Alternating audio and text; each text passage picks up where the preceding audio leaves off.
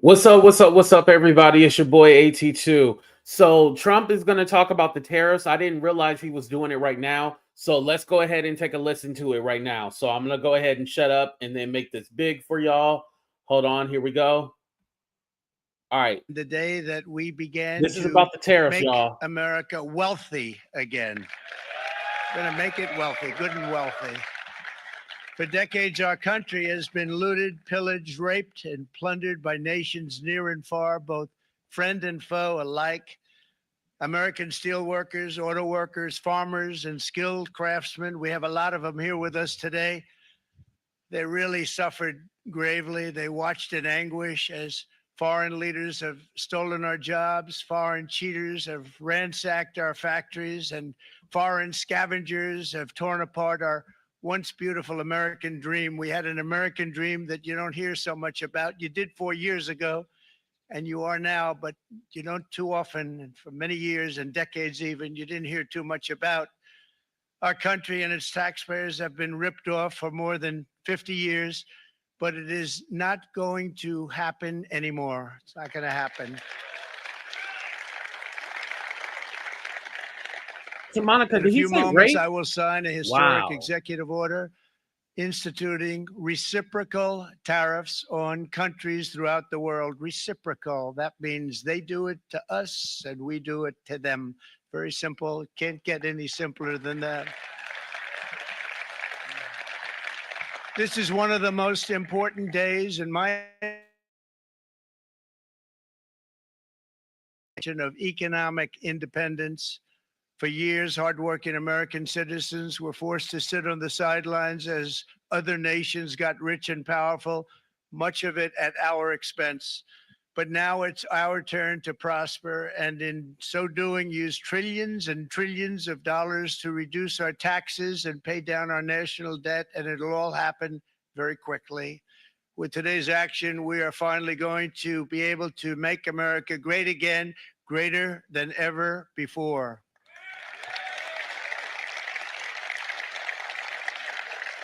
Jobs and factories will come roaring back into our country, and you see it happening already. We will supercharge our domestic industrial base. We will pry open foreign markets and break down foreign trade barriers. And ultimately, more production at home will mean stronger competition and lower prices for consumers. This will be indeed the golden age of America. It's coming back. We're going to come back very strongly. We're pleased to be joined on this momentous occasion by Vice President J.D. Vance. J.D., thank you. Thank you. Thank you very much. Where are you, J.D.? No, that wasn't too hard to find. I was looking, he likes to take a low-key attitude, so usually we sit right in front. He's gaining a lot of confidence, Mike, isn't it? And nearly my entire cabinet is here, as well as Speaker Mike Johnson, who's done an amazing job. And with the great success we had last night in Florida, we have a majority of 7. And 7's like a lot when we had it at 1, right?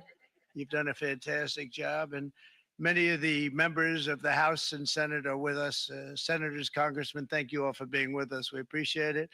For decades, the United States slashed our trade barriers on other countries, while those nations placed massive tariffs on our products and created outrageous non-monetary barriers to decimate our industries. And in many cases, the non-monetary barriers were worse than the monetary ones. They manipulated their currencies, subsidized their exports, stole our intellectual property, imposed exorbitant VAT taxes to disadvantage our products, adopted unfair rules and technical standards, and created filthy pollution havens. They were absolutely filthy, but they always came to us and they said, we're violating, we should pay for it. It's all detailed in a very big report by the U.S. Trade Representative on foreign trade barriers. And I'll just hold it up for you. It's available, and you don't have to pay too much. As I understand it, you'll pay nothing. It's a lot of work for something, actually, because it's a special book. It's very, frankly, it's very upsetting when you read it. When you He see don't what even know what he's people have talking been doing about. to us for 30 years. This all happened with no response from the United States of America, none whatsoever. But those days are over. Let me offer just a few examples of the vicious attacks our workers have faced for so many years. The United States charges other countries only a 2.4 tariff on motorcycles. Meanwhile, Thailand and others are charging much higher prices, like 60%. India charges 70%. Vietnam charges 75%, and others are even higher than that. Likewise, until today, the United States has for decades charged a 2.5 tariff. Think of that, 2.5% on foreign made automobiles. The European Union charges us more than 10% tariffs, and they have 20% VATs, much, much higher. India charges 70%, and perhaps worst of all are the non-monetary restrictions imposed by South Korea, Japan, and very many other nations as a result of these colossal trade barriers. 81% of the cars in South Korea are made in South Korea. 94% of the cars in Japan are made in Japan. Toyota sells 1 million foreign made automobiles into the United States, and General Motors sells almost none. Ford sells very little. None of our companies are allowed to go into other countries. And I say that friend and foe. And in many cases, the friend is worse than the foe in terms of trade. But such horrendous imbalances have devastated our industrial base and put our national security at risk. I don't blame these other countries at all for this calamity. I blame former presidents and past leaders who weren't doing their job. They let it happen, and they let it happen to an extent that nobody can even believe. That's why, effective at midnight, we will impose a 25% tariff on all foreign-made automobiles. Which increases cars, by the way, you guys. Thank you. Brian, I'd like to have you come up here for a second, okay? I just see him sitting. He's been a fan of ours, and he understands this Did he business a lot forget he better was than the president? economists, a lot better than anybody. Brian, say a few words, please, would you? Thank you. It's a great honor to have you. Thanks. Thank you, Mr. President. I grew up just north of Detroit, Michigan, in Macomb County, known as the home of the Reagan Democrats. My first vote for president was for Ronald Reagan. I thought that was going to be the best president I ever saw in my lifetime until Donald J. Trump came along. I have watched my entire life. I have watched plant after plant after plant in Detroit and in the Metro Detroit area close. There are now plants sitting idle. There are now plants that are underutilized, and Donald Trump's policies are going to bring product back into those underutilized plants. There's going to be new investment. There's going to be new plants built. And the UAW members, and I brought 20 of them with me, they're sitting right over here. We support Donald Trump's policies on tariffs 100%. Right, Jay. So, Mr. President, we can't thank you enough. And in 6 months or a year, we're going to begin to see the benefits. I can't wait to see what's happening 3 or 4 years down the road. Thank you, Mr. President. Thank you. What a great guy. He got it right from the beginning. He got it before almost anybody else. This group over there, they got it too. And, you know, we won the state of Michigan. We won almost all of them, but we won Michigan by a lot. And I want to just thank you all. The auto workers were fantastic. The Teamsters were fantastic. Everyone was pretty good, I will tell you. Thank you very much. I appreciate it. You're going to be very happy very soon. And you probably see what's happening with all of the, not only car companies, but car companies in particular. You see it with all Right, of the ones Jackie. they're moving, they're announcing day in, day out. You're seeing it.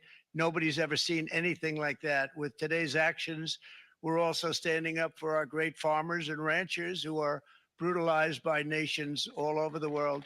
Brutalized. Canada, by the way, imposes a 250 to 300% tariff on many of our dairy products. They do the first can of milk. They do the first little carton of milk at a very low price, but after that it gets bad, and then it gets up to 275, 300%. So when they're figuring what's Canada charging, they say, oh, about 2%, 3%. But take a look at what happens down the road. When you look a little bit, it's not a pretty picture, and we don't like it, and it's not fair. It's not fair to our farmers. It's not fair to our country. And with countries like Canada, we subsidize a lot of countries and keep them going and keep them in business. In the case of Mexico, it's $300 billion a year. In the case of Canada, it's close to $200 billion a year.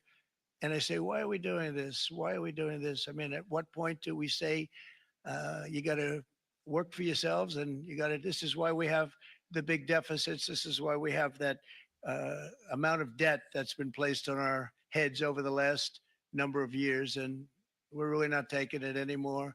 Through non-tariff barriers, the European Union bans imports of most American poultry. You understand? They say, we want to send you our cars, we want to send you everything, but we're not going to take anything that you have. Australia bans, and they're wonderful people and wonderful everything, but they ban American beef, yet we imported $3 billion of Australian beef from them just last year alone. They won't take any of our beef. They don't want it because they don't want it to affect their farmers. And you know what? I don't blame them, but we're doing the same thing right now, starting about midnight tonight, I would say. And China charges American rice farmers an overquota, it's called, a tariff rate of 65%. South Korea charges 50. Actually, they charge different, from 50% to 513%. And Japan, our friend, charges us 700%. But that's because they don't want us selling rice, another thing. Who can blame them, Madam Secretary? Agriculture, great job you did on eggs, by the way. The egg prices came down 50%. You got them down 50%. Once we got involved, they were going through the sky. The egg prices, they were going through the sky, and you did a fantastic job. Now we have lots of eggs, and they're much cheaper, down about 59% now, and they're going down further. Oh, that's a lie about we the charge eggs. 2.8% for so many things that other countries are charging 200%, 300%, then 400% for. If imposing tariffs and protective barriers made nations poor, then every country on earth would be racing to eliminate these policies, and China would be the first on line. They run a very strong country, but they're not first in line, and the American people are paying a very big price.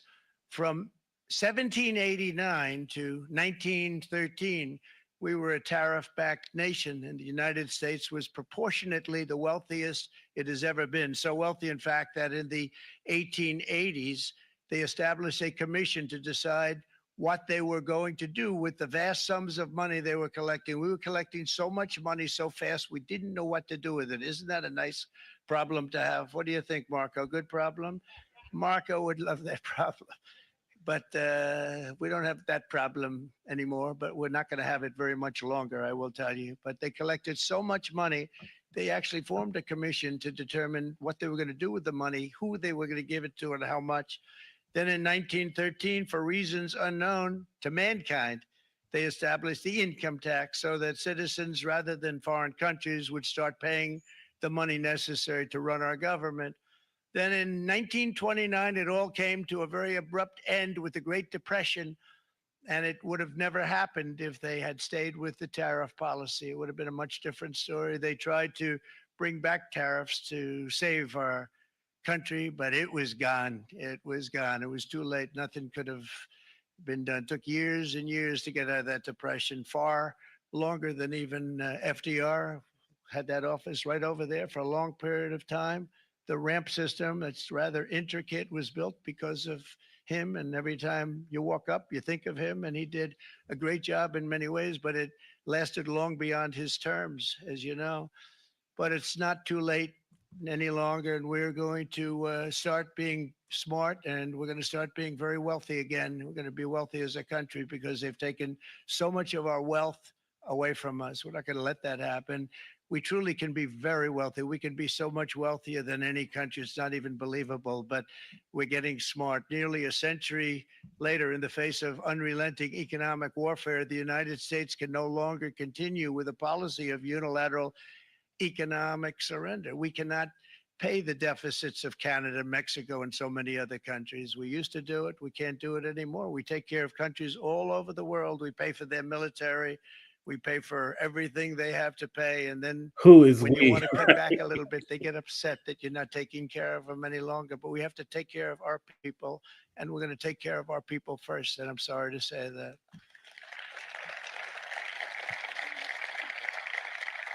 And today we're standing up for the American worker, and we are finally putting America first.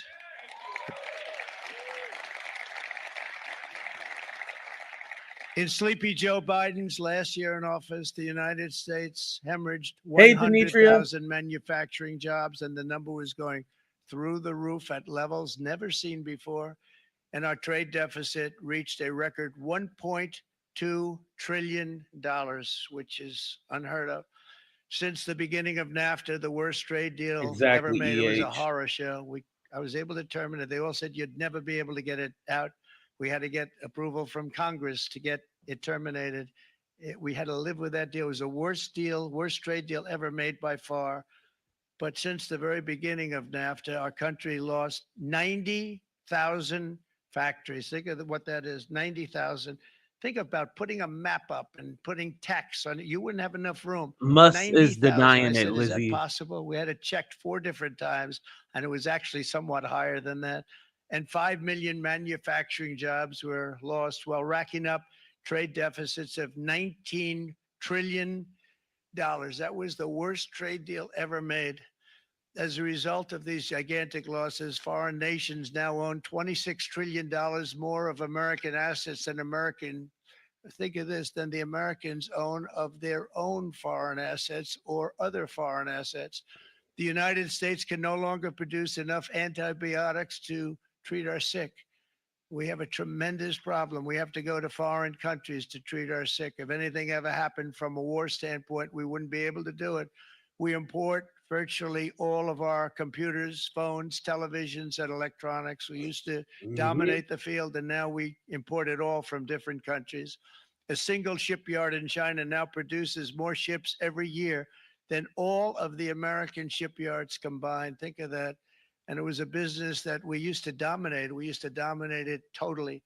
In short, chronic trade deficits are no longer merely an economic problem. They're a national emergency that threatens our security and our very way of life. It's a very great threat to our country. And for these reasons, starting tomorrow, the United States will implement reciprocal tariffs on other nations. It's been a long time since we even thought of that. We used to think about it a lot. We didn't think about it for many decades, and you see what's happened. For nations that treat us badly, we will calculate the combined rate of all their tariffs, non-monetary barriers, and other forms of cheating. And because we are being very kind, we're kind people, very kind. You're not so kind when you got ripped off with your salaries. My auto worker friends and my Teamster friends and all of the unions that typically voted Democrat, they're not voting Democrat anymore because worker, whether union or non-worker, they're for the Republicans now. That's what happened. But we will charge them approximately half of what they are and have been charging us. So the tariffs will be not a full reciprocal. I could have done that, yes, but it would have been tough They for want a the lot of minerals, countries. We didn't want to EH. do that. I'd like to see the chart if you have it. Could you bring it up, Howard? This is our great Secretary of Commerce, Howard Lutnick. Thanks, Howard. So if you look at that, China, first row, China, 67%. That's tariffs charged to the USA, including currency manipulation and trade barriers. So 67%, I think you can, for the most part, see That's awesome, it. Jandy. Those with good eyes, with bad eyes. We didn't want to bring, it's very windy out here. We didn't want to bring out the big charts because it had no chance of standing. Fortunately, we came armed with a little smaller chart. We can't even So see that. 67%. So we're going to be charging a discounted reciprocal tariff of 34%. I think, in other words, they charge us, we charge them less. So how can anybody be upset? They will be because we never charge anybody anything. But now we're going to charge. European Union, they're very tough, very, very tough traders. Uh, you think of European Union, very friendly. They Right. rip us off. It's so sad to see. It's so pathetic. 39%, we're going to charge them 20%. So we're charging them essentially half. Vietnam, great negotiators, great people. They like me, I like them. The problem is they charge us 90%. We're going to charge them 46% tariff. Taiwan, where they took all of our computer chips and semiconductors. We used to be the king, right? We were everything. We had all of it. Now we have almost none of it, except the biggest company is coming in. We're going to end up with almost 40%. Lee Zeldin's working to get their approvals. And it's an amazing company. Mr. Wei, of one of the great companies of the world, actually, they're coming in from Taiwan, and they're going to build one of the biggest plants in the world, maybe the biggest for that. But 64%, we're going to charge them 32%. Japan, very, very tough, great people. And again, I don't blame the people for doing it. I think they're very smart in doing it. I blame the people that sat right in that Oval Office, right over there, right behind the Oval Resolute Office desk, he whichever used to desk sit they in chose. previously before this administration Japan, started. 46%. They would charge us 46% and much higher for certain items like cars, little items like cars. 46%, we're charging them 24%. India, very, very tough, very, very tough. The prime minister just left. He's a great friend of mine, but I said, you're a friend of mine, but you're not treating us right. They charge us 52%. You have to understand, we charge them almost nothing for years and years and decades. And it was only 7 years ago when I came in. Right, Shannon. We started with China and charged them. We took in hundreds of That billions of makeup look dollars from bad. China in tariffs. And they understood, honestly. President Xi Mhm. understood. He said, look, I understand. And the other countries, and they all You're right, understand. Ronnie.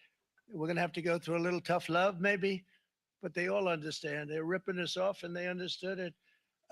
Prime Minister of Japan, Shinzo Abe. He was a fantastic man. He was unfortunately taken from us, assassination. But I went to him and I said, Shinzo, we have to do something. A trade is not fair. And he said, I know that. I know that. And he was a great gentleman. He was a fantastic man, but he understood immediately what I was talking about. I said, Shinzo, we have to do something. He said, I know that. And we worked out a deal, and it would have been a much better deal. But frankly, there were many years left on the deal that was made previous to my getting there. But it was something.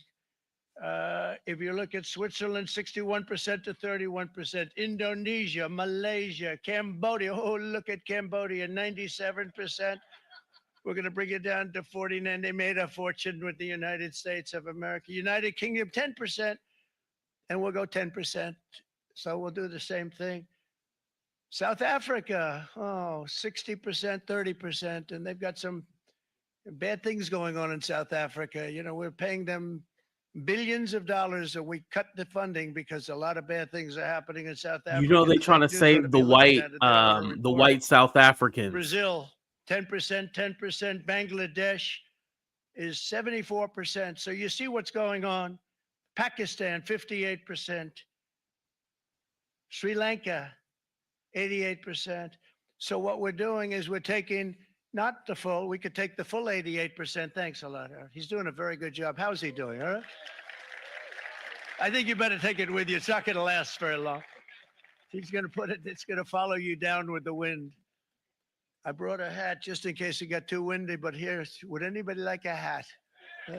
I'm not giving it to a cabinet. I'm giving it to the auto workers. Come here.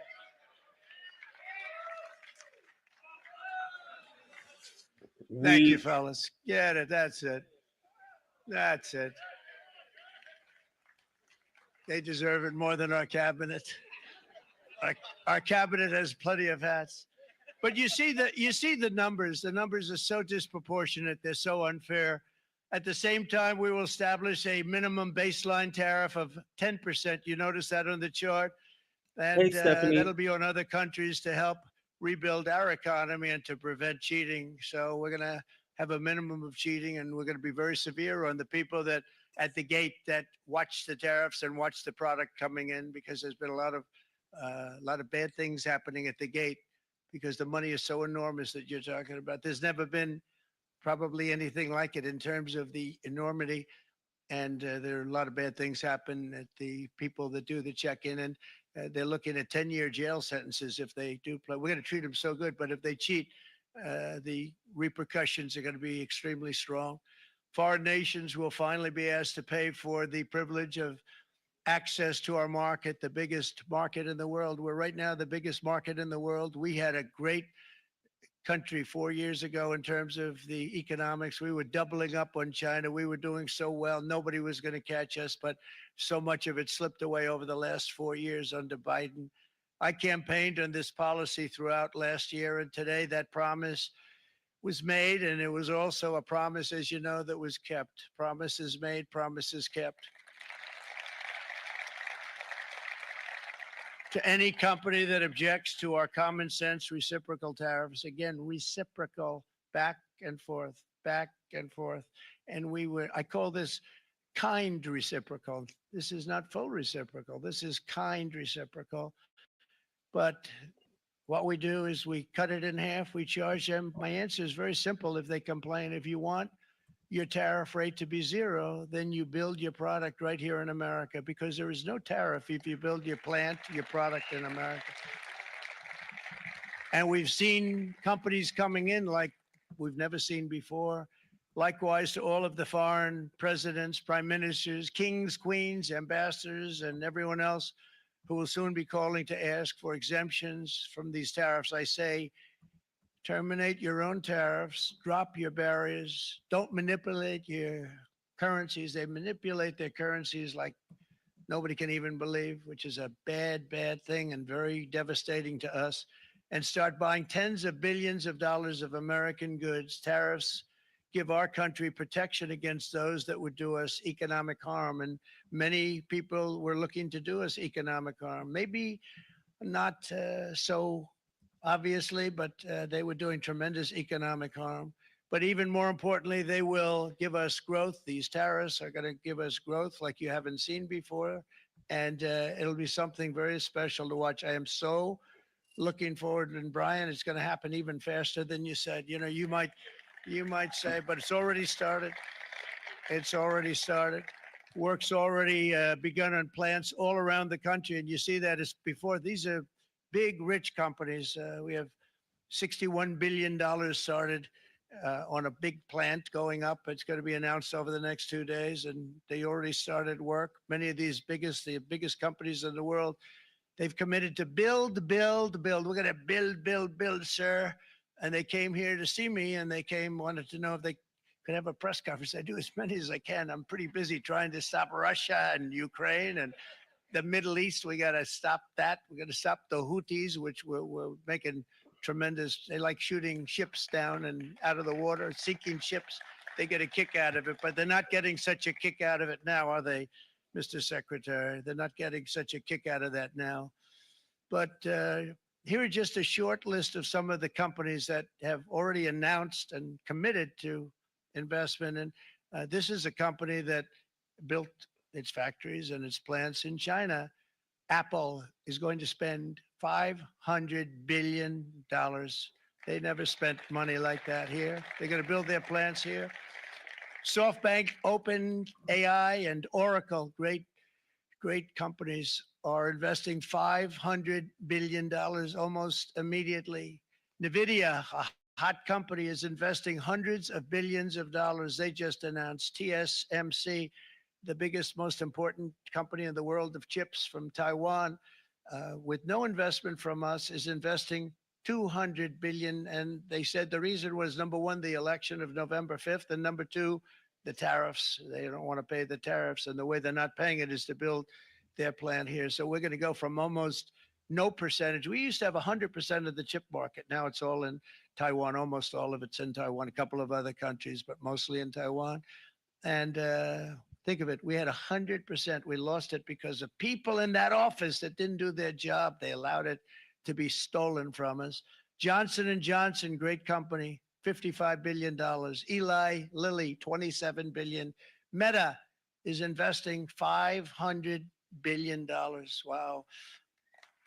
DeMac is investing $20 billion. CMA CGM, $20 billion. And then you have Merck and Clarios, Stellantis, General Motors, GE Aerospace, Honda, Nissan, Hyundai are all putting in billions and billions of dollars, and they're committed 100%. So, and we've never had, and this is after 2.5 months. This is after just a short, this all took place as soon as we came out with what everybody wanted to do. You know, I watched a gentleman today on television, used to work with Lee Iacocca, a very respected automobile person. And he said, you know, because they're asking people, they try and get as many negative people as they can, but they can't find them too much. It's pretty hard to find in terms of what we're doing, especially when they see all this investment.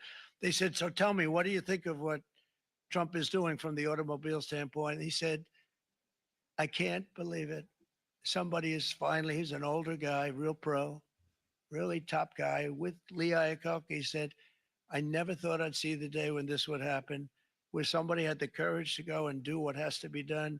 This is transforming our nation. Our entire nation is going to be transformed, not only with the cars, but on every single other item that's built. We're going to become an industrial powerhouse. And he said that so beautifully today. In fact, I'm going to find out, I'm going to get a tape. And Bruce, I'm going to get that tape and I'm going to send it to you out in Long Island, and you're going to play it for the people and all your union workers and your non-union workers out there. You got a pretty even split. But we have, so far, it looks like we're going to have about $6 trillion of investments. And you wouldn't do that in years in this country over the last number of years. $6 trillion. And that's going to be much higher by the end of the year. And think of what $6 trillion is. You wouldn't have even a small percentage of that under this other system. We're going to be an entirely different country, and it's going to be fantastic for the workers. It's going to be fantastic for everyone. There will never have been a transformation of a country like the transformation that's already happening in the United States of America. It's an incredible thing to watch, and it's incredible to meet with the top people that you read about, very wealthy people, or people that are great managers and executives and presidents of big public companies, and to watch the enthusiasm they have now that they didn't have. They gave up on our country. They went to foreign countries and they built. Companies are pouring into our country at levels never seen before, with jobs and money to follow, and it's really beautiful. In the coming days, there will be complaints from the globalists and the outsourcers and special interests and the fake news. Always, the fake news will always complain. Here we go with the fake But news. never forget, every prediction our opponents made about trade for the last 30 years has been proven totally wrong. They were wrong about NAFTA. They were wrong about China. They were wrong about the Trans-Pacific Partnership, which would have been a disaster if I didn't terminate it. If I didn't terminate that, United Auto Workers, you would have had no jobs in this country. You would have had no jobs. It was all going to other countries.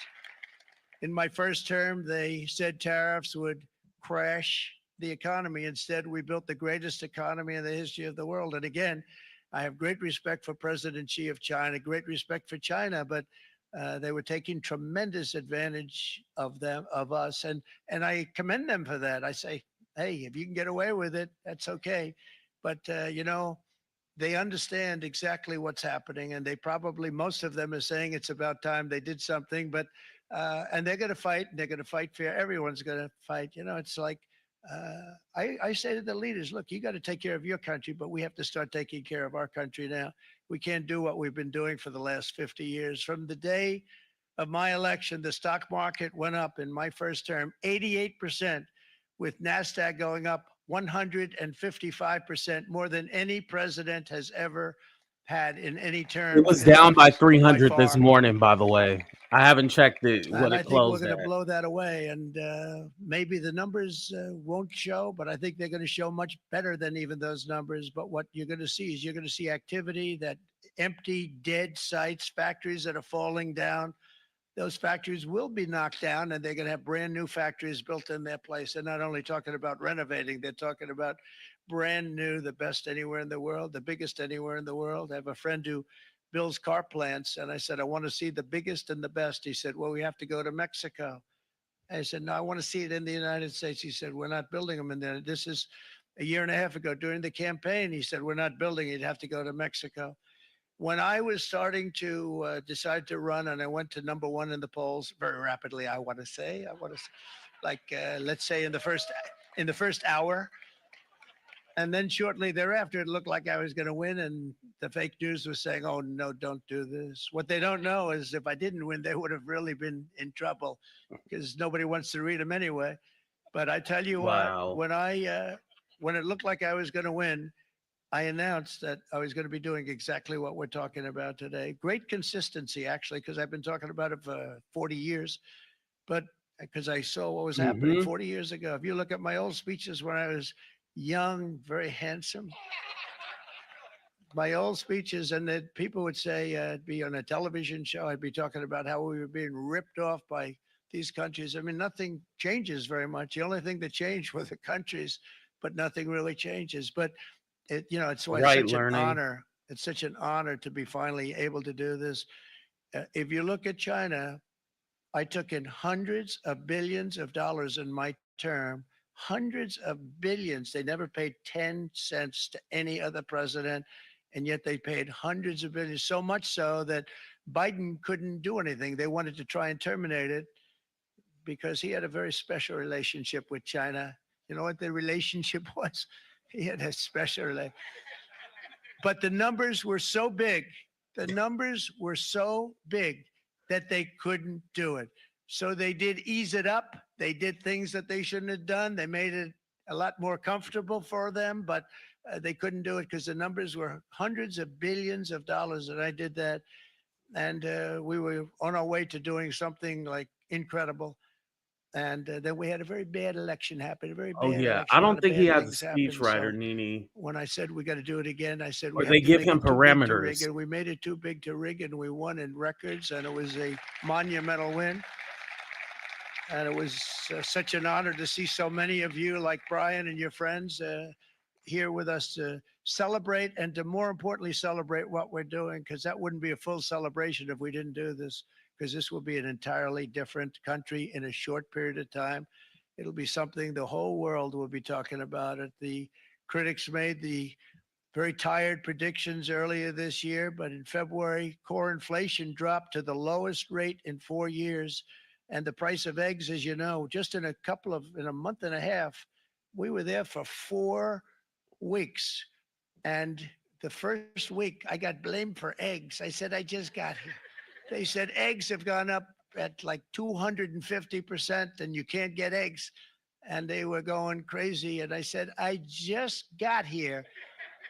And then we got to work on eggs, and we got to work on everything. And our great Secretary of Agriculture, you did a fantastic job. Brooke Rollins, she did a fantastic job. And as I said before, the price of eggs dropped now 59%, and they're going down more, and the availability is fantastic. They were saying that for Easter, please don't use eggs. Could you use plastic eggs? I said, we don't want to do that. We want to, and you really came through. It's an amazing job. Thank you very much, Brooke. You did great.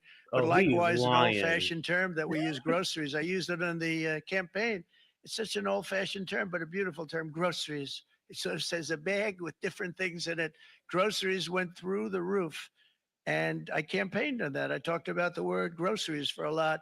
And energy costs now are down. Groceries are down. Gasoline is way under $3. And people are beginning to be able to buy things and live again. We brought prices way down. We created 10,000 already in a few weeks, new manufacturing jobs.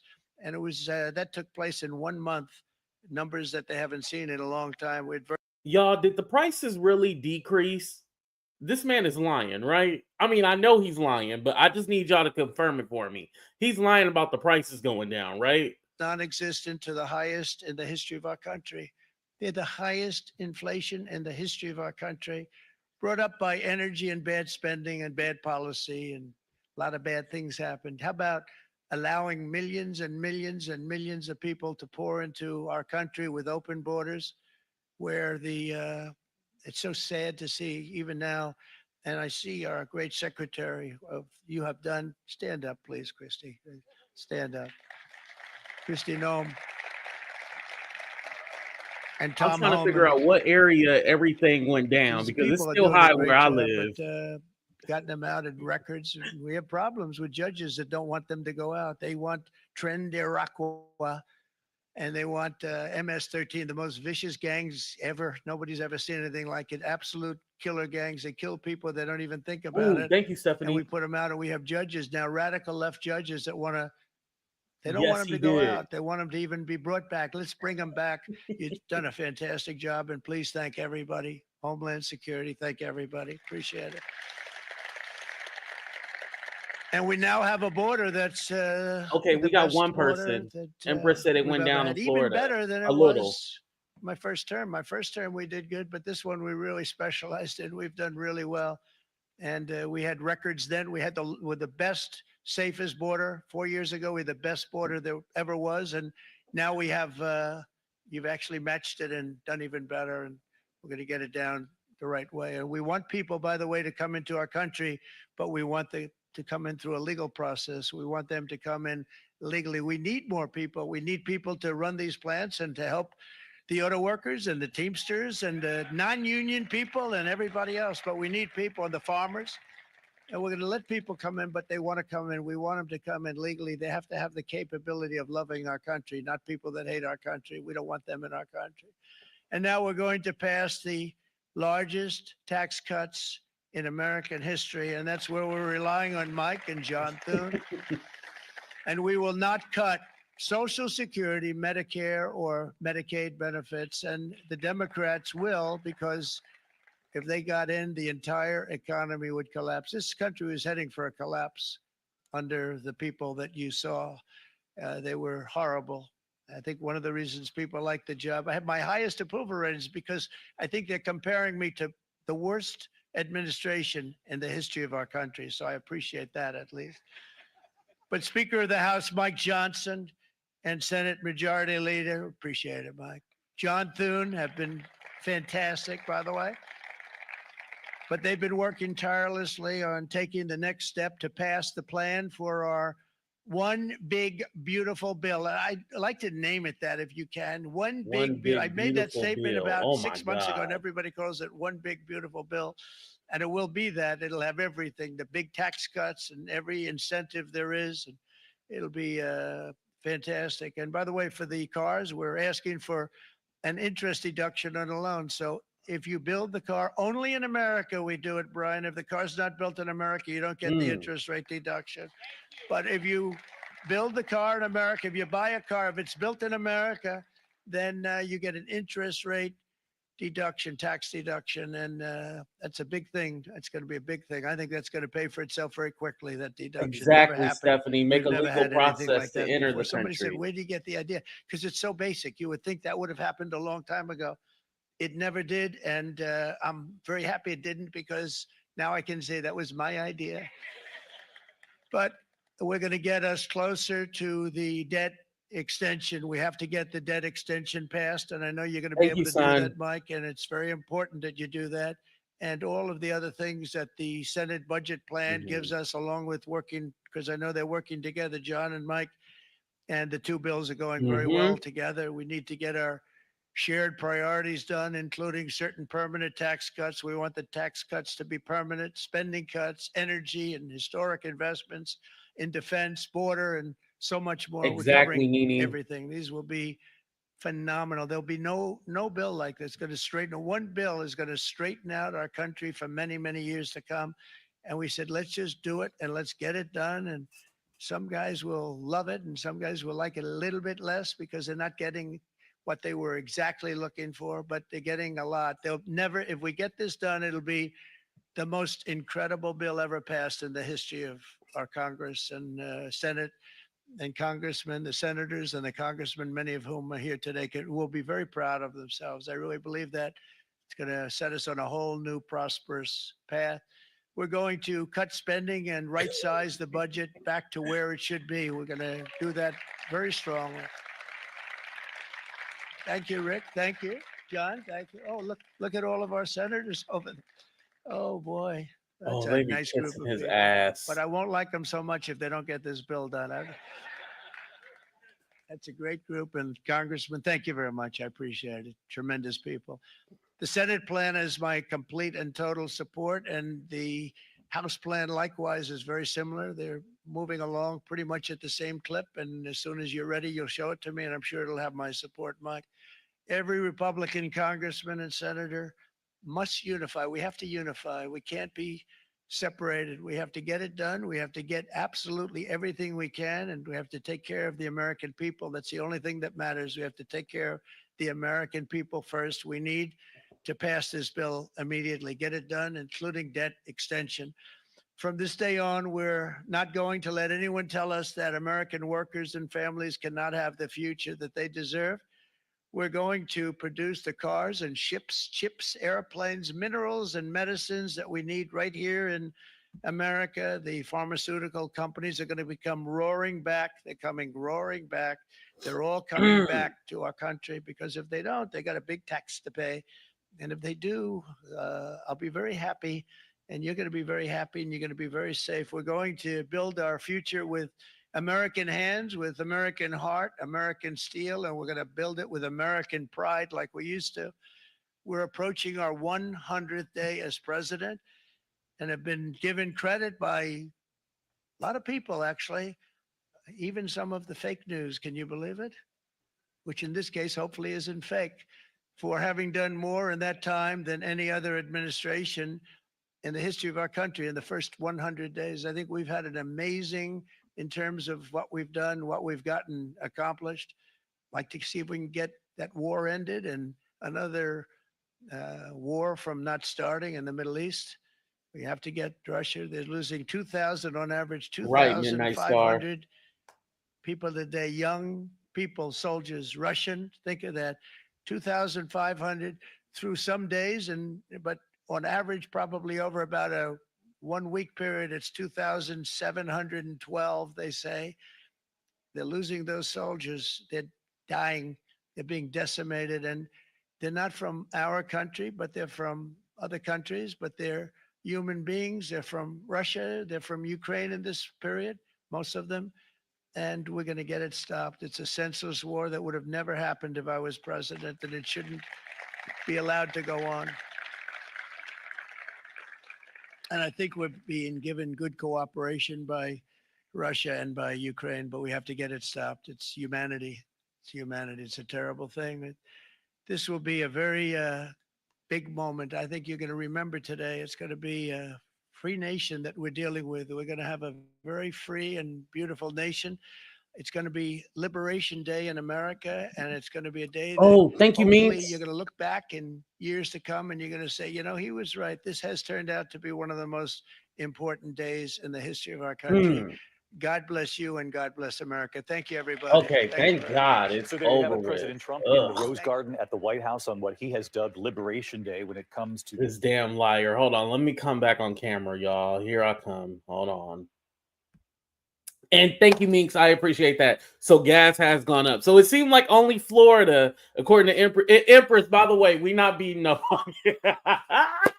Because it seemed like we beating up on Empress. But according to all the other states, it seemed like the prices have increased. And thank you, Meeks. I appreciate that. So anyway, so as you guys see, this was supposed to be about tariffs. And then he started talking about everything else. Again, what they like to do is throw a lot at you and confuse you. That's what they like to do. Let me say what's up to the people before we get started. We haven't even got into the commentary. Like, this started as soon as I went live, by the way. What's up, Priscilla? Midnight Star. Shout out to our favorite cousin, Stephanie. Thank you, by the way. Shout out to Jandy. Shout out to Joy. Son, I love seeing my members here. Who else we got here? Learning to Love Myself. Grandma. Claudette. Angie, Grandma Joy. We got Ronnie up in the building. What's up, Ronnie? Did Joe Crystal Ball tell you that this bullshit was coming? What's up, Dale? Hello. Shout out to everybody in Australia. Shout out to Shannon K. Shout out to you. Priscilla. Okay, I see y'all. All right. So basically, Trump had this chart, right, that showed the different amounts for the tariffs and stuff like that he's charging the other countries. Now, this is what I want to say. it's based on whatever the product or the good is. Like there's not a flat tariff rate. That's why specifically he said cars is going to be 20% because cars is something else. So energy, oil, all that, it all has a different tariff on it. So him showing that list, it was very misleading. Like I think Vietnam said 90%. It's all like 90%. And then also you guys have to think about too, it's going to be different because their exchange rate, whatever the exchange rate is, it's going to have a difference between our dollar versus their dollar. I said dollar. So again, all of that he's talking about is definitely misleading. Like he's pulling the wool over everybody's eyes like he always do. His supporters are basically going to believe anything that he says. They're not going to look and be like, oh, what's the truth? What's not true? And I think this goes with why it's important to have these kind of conversations. Because again, if you're the average everyday American, you're just working and you're probably just hearing him say, oh yeah, we're going to bring everything down. We're doing this, we're doing that. And jobs are going to come back. You're probably thinking, oh, that's great. And mind you, I'm all for jobs coming back to the United States. I think that's a great thing. However, I know that is not a reality. I think we started globalizing, and don't quote me on the year, but I think we started globalizing in the 1950s. Shout out to my old heads out there. In the 1950s, I think that's when they started globalizing and going to different countries and stuff like that. At a time, yeah, the United States just stood by itself, did small trade and stuff like that. But when it went global, and now basically we're trying to pull all that back. Mind you, all these companies have already been outsourced, factories already in these different countries, even with these tariffs, because again, the company is not necessarily paying for the tariff. It's the US consumer. So it comes back on us. So what they're making it seem is like, okay, you charge China 60%, right? I just threw that out there. You charge China 60%. But what ends up happening is that, yeah, during that whole trade, that comes back on the consumer. Even if they are, say like China pays it up front. Do you not think they're going to increase that price so then they can make up for what they're being charged? Like, come on now. Just like the cost of cars are increasing. I told you guys the other day, yesterday, that there's certain parts of vehicles that are made in the US, then it ships to Canada, then it might come back to the US, then it goes to Mexico, then it comes back to the US, or it might, it might pass through our countries about a few times before it finally goes to the car dealership to get sold. And like a lot of you guys were saying, just because the car might be made in America, the parts are still coming from somewhere else. So with that being said, you still have to wait for those parts, and those parts are being imported. What does that mean? There's a tariff on those parts. So i.e., even if the car is American made, it's still going to have some kind of cost increase. I don't think no company has been bullied to where they'd be like, oh God, we got to come back to America. Like, for example, with Apple, that was already something that they were working out. They were already planning to go to Houston. That wasn't, oh, Trump got in office, now we have to go to Houston instead of going. No, they still got business over there overseas. Don't ever think like these companies said, oh, okay, we're going to cut off all these other countries and we're going to come back to the US. Don't ever think that. That is a huge lie. That's some bullshit that he thought of in his head. But yeah, that's not true, that these people are going to stop all their businesses, stop everything in these other countries, and all come back. Now, to pacify him, just like Apple did, oh, we'll invest this much into, oh, why did I hit the stop button? I'm sorry. We'll invest this much into the US, but they're not stopping their other businesses. So it's still like, okay, well, they were going to do that either way. It's nothing that you put into place where it stopped them. And don't forget, after he got elected, right? Companies was already shipping everything over, laying people off. They were already making changes because they knew this was a bad idea. They knew this was horrible. Because granted, now that he had increased the taxes, aka the tariffs, there's going to be repercussions for that. The tax is going to increase. Now, again, I don't know if this is like, let me scare them first, and then hopefully after I scare them, they'll then try to negotiate a new deal. But I don't know if you guys know, it was already announced the other day that South Korea and China are working together on something. China has already worked with Canada for a free trade deal. I believe Mexico is working with China on something else too. So all these companies are basically saying like, F the US, we just gonna go around you motherfuckers. Just like I know China and Mexico are building like a new canal or like pathway or something like that. You know how they have the Panama Canal? Well, China and Mexico is working on some kind of canal or something like that for a different route through, you know, instead of coming through Panama or whatnot. So again, countries are finding another way to go around the US, and that's scary because we don't want to get into a spot where we isolate ourselves. Like charging our adversaries like a Russia or China is one thing, but our allies, we want to keep those people in our back pocket. Like we want to make sure they are safe and we still have a relationship with those people. Again, I'm all for having American jobs, keeping stuff in-house, keeping everything American. I am fine with that. However, I know that is not a reality. That is not a reality that everything is going to come back in the US, and nah. It's just not. No matter how you splice it or dice it, it's not. Okay, China is working with Mexico. Okay, I'm catching up on some of your comments. Yeah. What's up, Miss Barbara? Did you catch the speech at all? What you think of it? Or are you just in here being messy? Did you catch it? Yeah, solo dolo. I want to talk about the U.S. aid real quick. Because he mentioned the U.S. AID. The issue with that is that the reason why, well, a few things. Our farmers actually supply food, whatnot, to these other countries. So that's why the farmers are getting screwed out as well.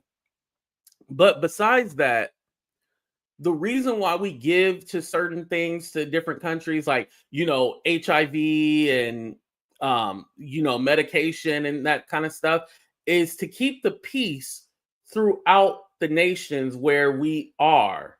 Like, because the thing is, if you take away money and resources from countries that really need it, what's going to end up happening is that they're going to build these rebels against the US, and this will start countries being angry at us and then trying to do things and attack us. And this also affects our servicemen that are overseas at these different countries, because once they get upset with us, who do you think they're going to try to attack first? It's them. So the reality is really scary when you think about it, because you've been given to these different countries, been subtly, you know, trying to keep them calm, trying to smooth things over with them and help them with different resources. And now you're just completely pulling it all away. You're pulling it all away. And now they're going to be like, okay, well, y'all going to pull y'all resources and y'all money away? F y'all. Now it's going to be on. You know, it's going to be on like a pot of neck bones. It is what it is. And so the tariffs go in at midnight, so we'll see what happens with that, right? All right. So, thank you, Stephanie. I appreciate that. She said, if this trick has motherfucker cared about American workers, he wouldn't have fired government workers. Ding, ding, ding, ding, ding, ding. Exactly. And Stephanie, like you said, no, I think somebody else said it. He was under the impression that oh, if we cut all these federal workers, we'll be able to save the $4 trillion. They need to save $4 trillion in order to do these tax cuts. That's what they're doing. So this is why they're firing all those federal workers and stuff like that, which seems like if the court does decide with the federal workers, you're still going to be out that money. So, but anyway, if you do all these firings and you get rid of the waste and fraud and all this stuff, mind you, they haven't even touched the Pentagon, who can't pass an audit. Our defense bill is ridiculous. That's where a lot of our money go to, by the way, right? They haven't touched that. Mind you, Elon, that's where he gets his subsidies. So of course he don't want to touch that, right? Catch that. So you have that, right? And then they are still trying to look at the government, take things, cut things, and all that. But it's like jobs that we actually need. It's people that actually need to be in those positions where you're not cutting the defense. Like, we don't need that much in defense. We don't. We absolutely do not. The money is ridiculous that's being wasted there, but they don't look at that because, again, a lot of people get paid with subsidies, Elon being one of the biggest ones with the SpaceX and all that. That's why they don't want to take that away. It's all a strategy at the end of the day. Oh, Clorinda, I got smoked turkey neck too. I'm about to, after this, I'm gonna go ahead and put my greens in the pot. Elon is a welfare queen. Exactly, Nini. You're right about that. There needs to be equal balance between running a country like a business and taking care of its people. Exactly. Exactly. And I get tired of hearing this whole, oh, he's a businessman. This is, well, he also filed for bankruptcy a whole bunch of times too. He also had casinos that failed. He had plenty of business. Trump University. You seen that his his charity was scamming, and they got in trouble, and he owes money for that. So again, this whole, oh, he's a businessman and all this stuff. Get out of here with that. Get out of here. Oh, BB, you got your greens going? Okay, let me try to catch up with some of y'all. We've been in trouble. He won't touch the war machines. That's where he gets his money to make. Exactly. You're right, Dale. April 15th is tax day. Yep. He desperately trying to find money for those tax cuts he promised his rich donors. Exactly. And that's where this whole tariff war is, this whole cutting the DOGE. It's all to try to save that $4 trillion. So then they can pay for these tax cuts. That's what it is. But again, they are taking resources like Social Security, Medicare, everything. They are trying to cut those social programs for us, you know. Sleep on turkey butts. The best part. Yeah, they didn't have any turkey tails. I love turkey tails actually better than the turkey necks, but they didn't have any turkey tails at the store. It's a business close where I'm going to screw whomever. Yeah, because at the end of the day, businesses only care about their profit. They don't care about their people. Let's be honest about that. They don't give a damn about that. So let's go ahead and move on to the election results real quick from last night. So as you guys know, in Wisconsin, Susan Crawford, she actually won the Supreme Court judge for Wisconsin. Congrats to her. I have posted it on my community wall.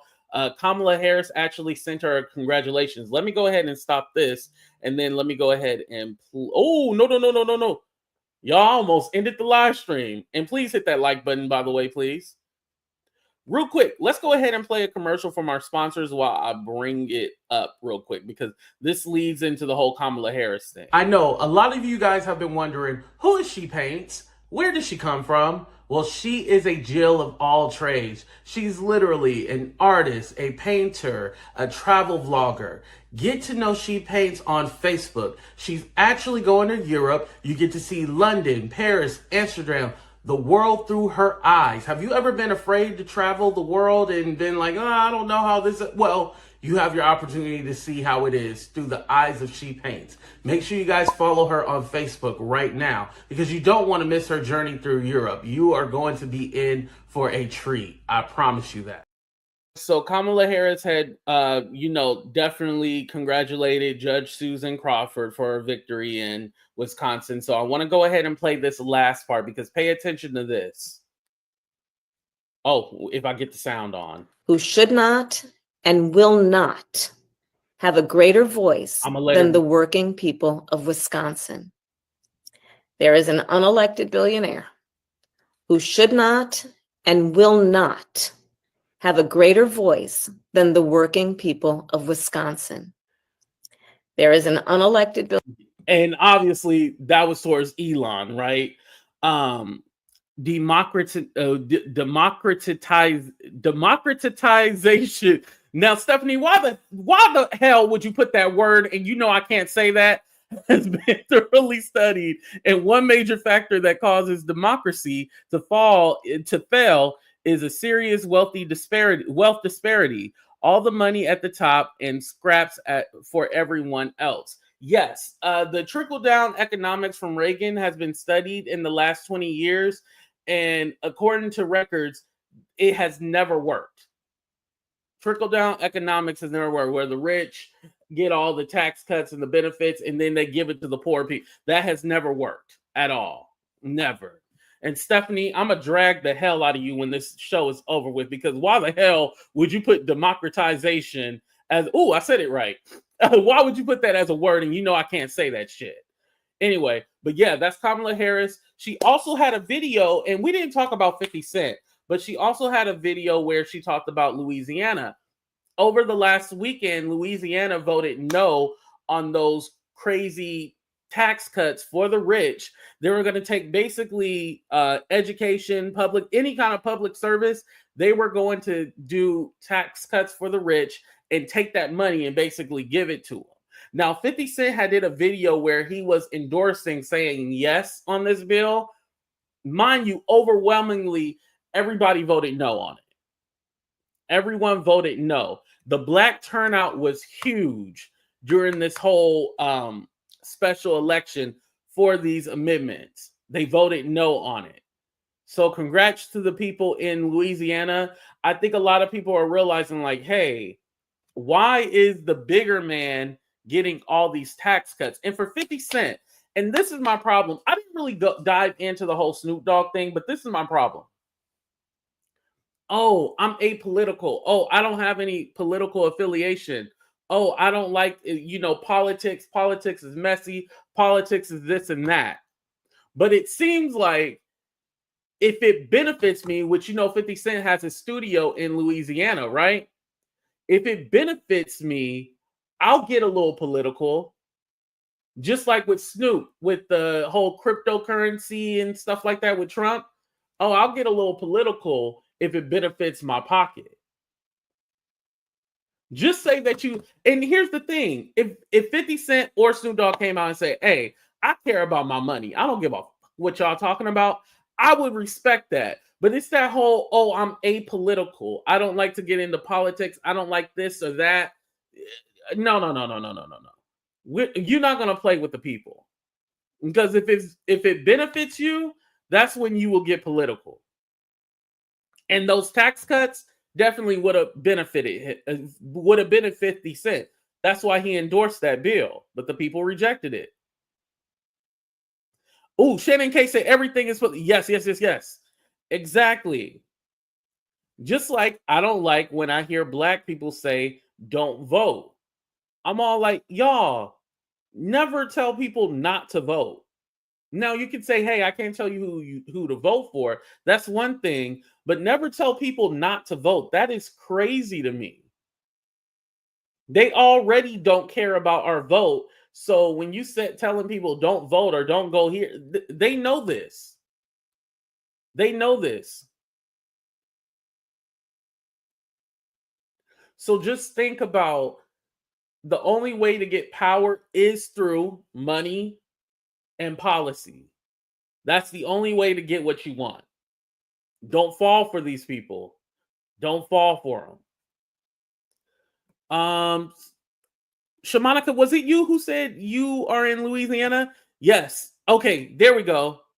You voted no on all 4. Good job. You told your husband. Coochie don't fail me now. See, you got that. You got good coochie like Couture Bay with the good coochie. Hold on, let's play that commercial real quick. Shout out to Shamanica. She did her thing. Shout out to Clearly, you. we can clearly see he suck. Obviously, 82 is not gonna recognize how much he sucks, is even gonna platform him, even if his own friend Couture Bay, the woman with the good coochie, like, even if she is like, yo, this man is disgusting, that's a pig, because every woman can recognize that man as the pig that he is. Like I say, people, because what's her name? Tasha K went and talked about the whole situation with with Storm Monroe, and she didn't deny, I think, eating anything. Okay, so Miss Barbara said, stop being brainwashed by the Democratic Party. Black Americans, they don't not do nothing for your community or you just when they need your vote. Wake up and stop being used and abused. But Miss Barbara, what is Trump doing?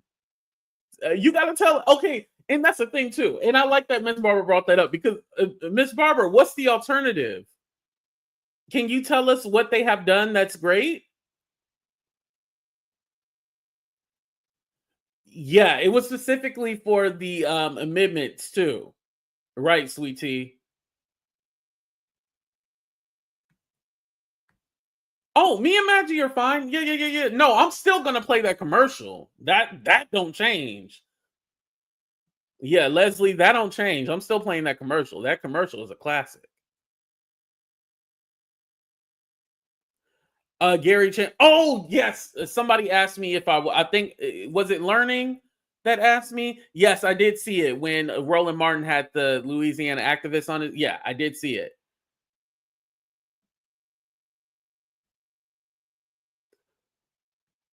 Oh, Pure T is going deep. Going deep. You're right. You're right.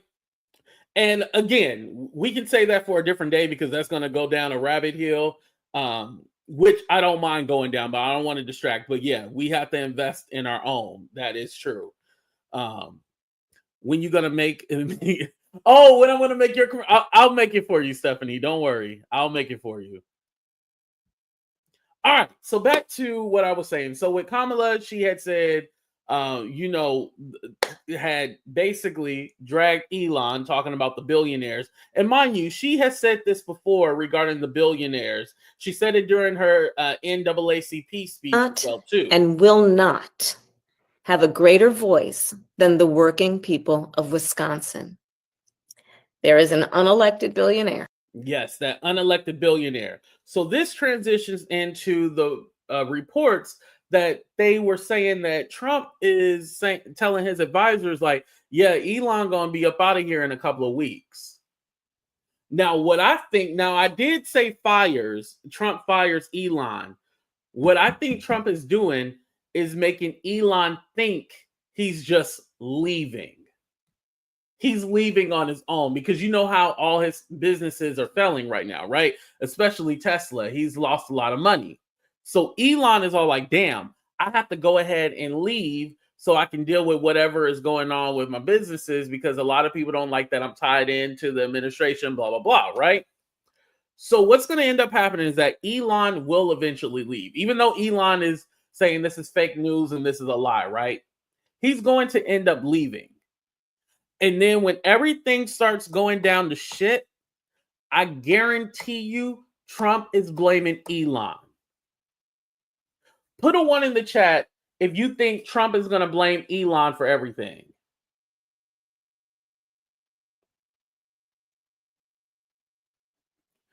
Trump is going to blame Elon for everything wrong. Everything good, he's taking credit for. But everything wrong, thank you, Michelle. Definitely.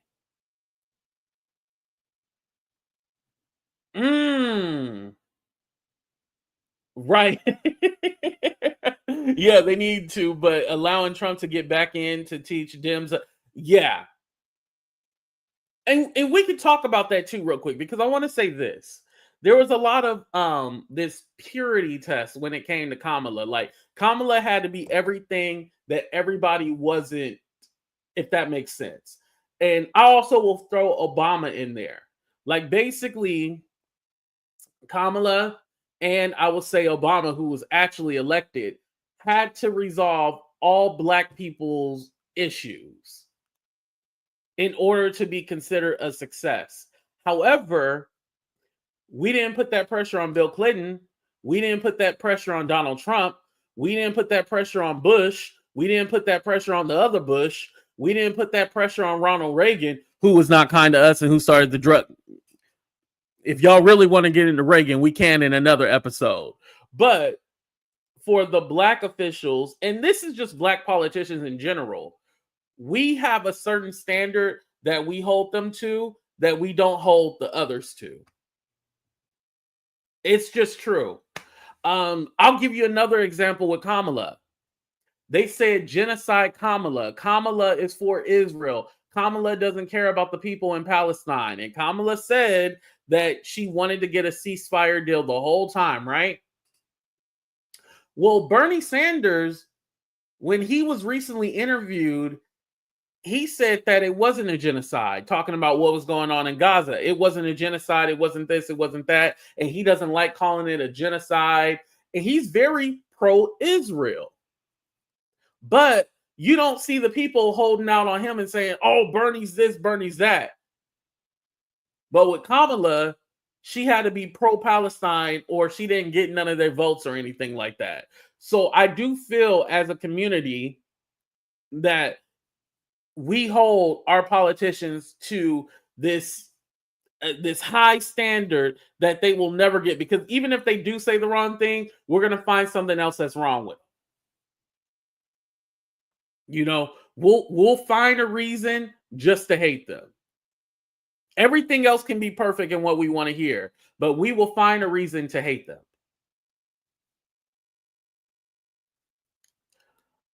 Elon is trying to get South Africans.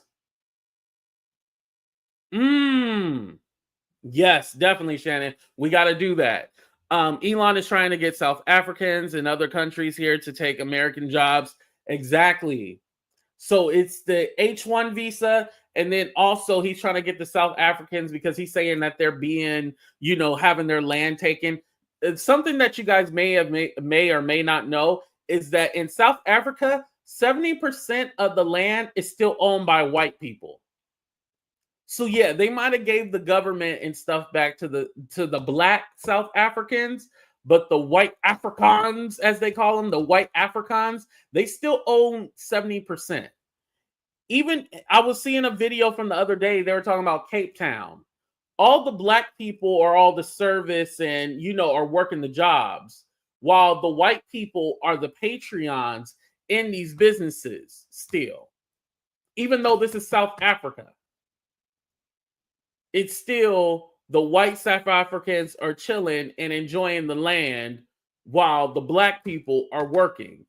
So South Africa still has a long way to go. Let's not forget, apartheid was just ended in the 90s.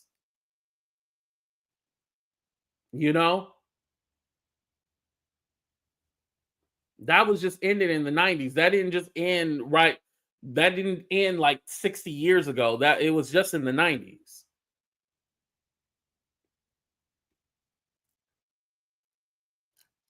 Isn't China buying up? Yeah, China, Russia. There's a few other countries, and this is what I find so interesting is that why is the U.S. not trying to look into Africa, and they're trying to do this Greenland thing? I believe that the whole Greenland conversation, that's just a distraction. It's a huge distraction.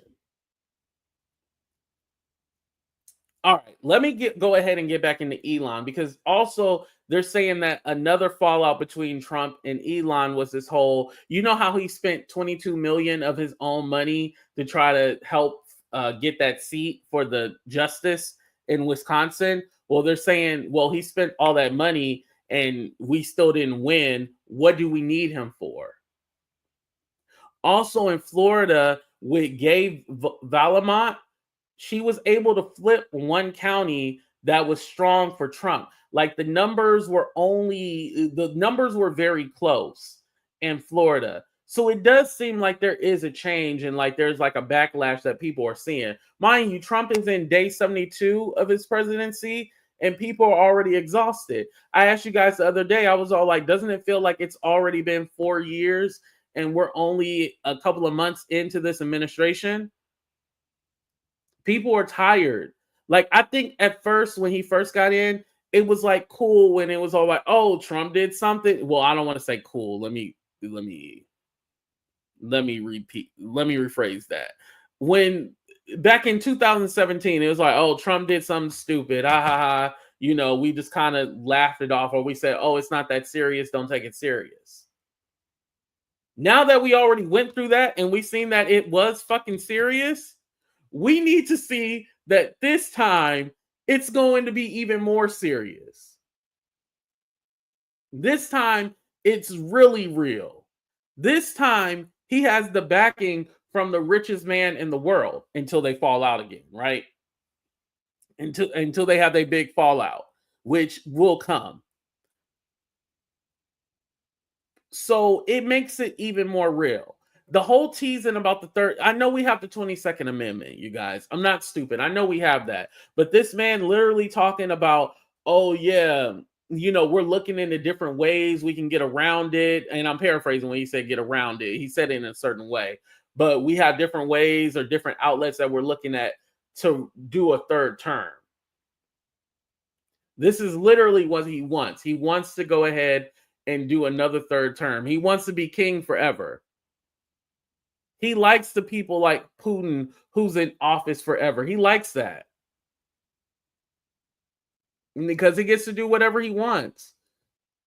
And don't believe for a second that Trump is losing money and he's doing it out the kindness of his heart. This is why he has family. I think it's Jared Kushner who made $100 million from the last administration. So don't tell me they're still not making money. All the money that Jared Kushner got from Saudi Arabia. Yeah. How do you get real influence and real power and real money? You get it politically. That's what you do.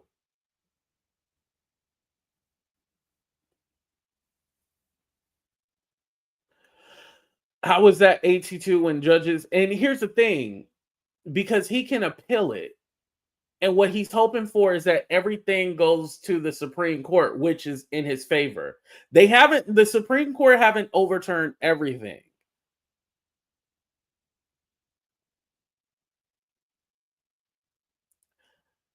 And I know, and Phoebe, I appreciate you, but a lot of people are like, oh, he can't do this. We have structures and this in place. I mean, let's be honest, everybody, like after he won the election, it seemed like everybody threw in the towel and gave up. They were like, oh, well, we can't do nothing. No, this is what the people wanted. Nobody wanted to fight. I was disgusted with the American people because I felt like nobody wanted to fight. Like when he got in 2017, there seemed to be a resistance, right? Now it seems like, oh, well, just let him do what he wants. You know, this is what the people wanted. And so, like, no, fight back. And I have to say, shout out to Cory Booker. A lot of people said, oh, this was performative of Cory Booker. Kamala did give him a shout out too. This was performative of Cory Booker. Why did he do this? This is stupid, blah, blah, blah. Well, we've been saying, hey, get your ass up and do something. So somebody like me who didn't watch the whole 25 hours, mind you, he did break the record. I'm happy that he broke the record from a racist, right? Who happens to have a black daughter too. Strom Thurmond. Yeah, we're talking about you in your grave, bitch. But anyway, he broke that record. He went 25 hours, right? But him just speaking and telling you, like, we are in a crisis. When it gets split, chopped up, and they are able to take certain clips, which they already done, but they're able to take certain clips from that, and then people actually listen to what he was saying. He was trying to warn us, like, hey, we are in a crisis, and we do need to do something about it. Granted, he didn't block any bills or anything like that, but it did stop the Senate. It did stop it for a minute and made people pay attention to it. And they streamed it on all platforms. He got over 1 million views. It streamed on Cory Booker's YouTube, his Instagram, from the Democrat streaming platforms. Like, everybody was streaming it. It was all like, let's go ahead and get enough eyes on this. And whether you catch 30 seconds of it, or you caught 30 minutes, or maybe a couple of hours of it, you had to listen to something and get something out of it. And I felt him when he said, we are in a crisis right now. And and he talked about that tax plan that Trump was talking about, I'm pointing at my TV, by the way, that Trump was talking about. He talked about that. And how the deficit and how this is going to hurt the American people by passing that whole tax cut for the billionaires. And I would love to see how he's saying these tariffs are going to help lower taxes. Because again, there's a lot of people who support Trump who are like, yes, all this money is going to come back to us. You guys are under the impression that he's going to save us so much money that the money is going to come back. Elon threw out that 5K. Y'all, he wasn't serious about that.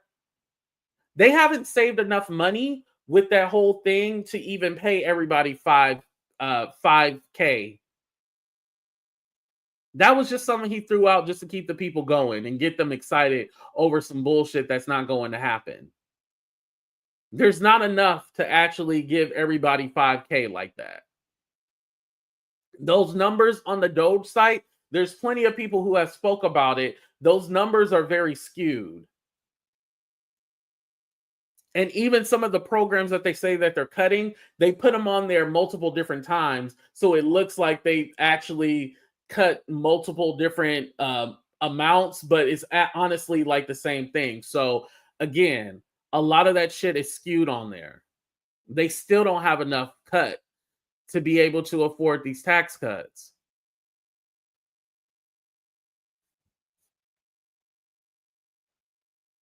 Let me catch up with some of you guys. Rokana was just in Bakersfield. Prayers for everyone in the path of these storms. It's really bad. Yes, definitely, Phoebe. Trump is lying. He's collecting that money because he is planning to give tax cuts to the rich. Exactly.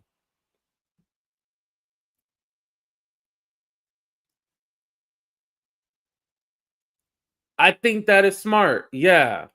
And I know some people talked about the Bernie Sanders thing.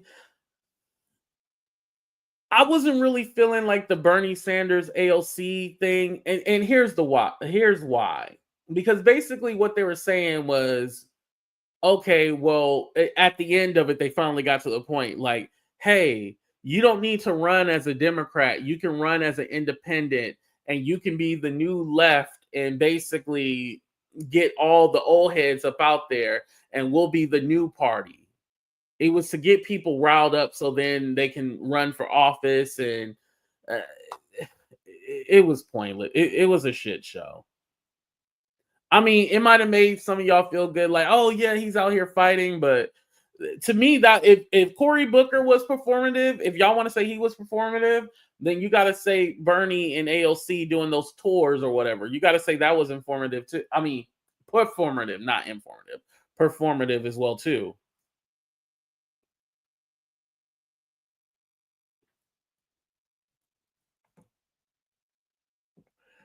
Yeah, the tornadoes. Yeah.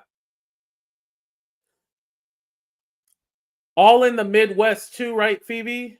As I understand. Don't quote me on that. I might be wrong on that. Yeah, but all in the Midwest, as I understand. History is a great teacher. People who stand together cannot be divided. I agree with that. I definitely agree.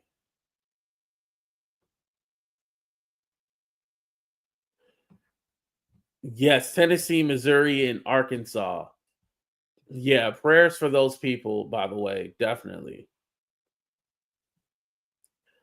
I think I covered everything. This has been a long show. I know we had played Trump's speech. I don't want to keep y'all too much longer because I at least want y'all to get the information that you need out of it. We talked about the tariffs. We talked about the Dems winning in Wisconsin and then gains in Florida, even though they lost. Kamala, had congratulated Cory Booker and also congratulated Susan, spoke to the people in Louisiana. We talked about Cory Booker for a minute. Yeah, we covered everything. And then, of course, Trump letting Elon go. Yeah. Oh, and by the way, Elon is saying it's a lie. Hold on. Can I show you guys real quick? Let me see if I can show y'all real quick.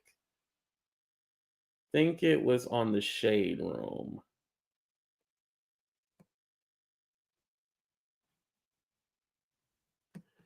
Here we go. Yeah, Elon Musk says he will not be stepping down from his role at DOGE despite reports. He said fake news. Yeah, fake news. So Caroline Levitt, she has said this scoop is garbage. Elon and President Trump have both publicly stated Elon will depart from the public service as a special government employee when his incredible work at DOGE is complete. Incredible work? Firing everyone is incredible work? The fuck does that mean? Excuse my language. Listen, these people are so delusional.